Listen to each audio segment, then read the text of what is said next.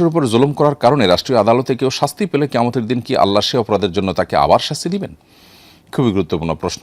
এই প্রশ্ন উত্তর হলো, দুনিয়ার আদালতে যদি কারোর বিচার হয়, কোনো অপরাধের কারণে তিনি যদি শাস্তি পান, সেই শাস্তিটা যদি শরিয়া যে শাস্তি নির্ধারণ করেছে সেরকম শাস্তি হয়, তাহলে সেক্ষেত্রে এই শাস্তিটা তার জন্য কাফফারার ভূমিকা রাখবে, তার যে গুনাহ হয়েছে সেই গুনাহ মোচনের কাজ দিবে, এবং এই শাস্তির জন্য সে আখিরাতে আল্লাহর কাছে আর শাস্তি পাবে না, যদি তিনি এই শাস্তি দুনিয়াতে যেটি তাকে আদালত থেকে দেওয়া হলো সেটির পাশাপাশি আল্লাহর কাছে তওবায়ে নাসুহা বা খাঁটি অন্তরে তওবা করেন।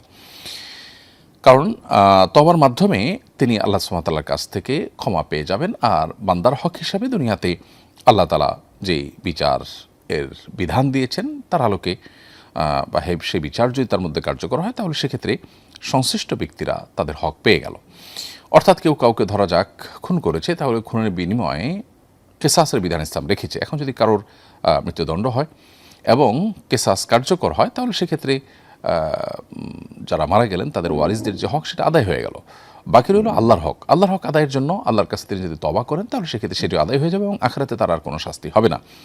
আর যদি তিনি তওবা না করেন, বরং দম্ভ করেন, অথবা তার মধ্যে অপরাধ বোধ না কাজ করে, তিনি আল্লাহর কাছে খাঁটি অন্তরে ক্ষমা না চান, তওবার যে শর্তগুলো আছে সেগুলো যদি পূরণ না হয়, তিনি যা করেছেন তার জন্য লজ্জিত অনুতপ্ত, ভবিষ্যতে আর করবেন না সে মর্মে তিনি সংকল্প করেছেন, এরকম ব্যাপার যদি হয়, তাহলে ইনশাআল্লাহ আল্লাহ তাআলার কাছে আর তিনি শাস্তি পাবেন না। এটাই শরীয়তের আলোকে প্রমাণিত হয়, সাব্যস্ত হয়।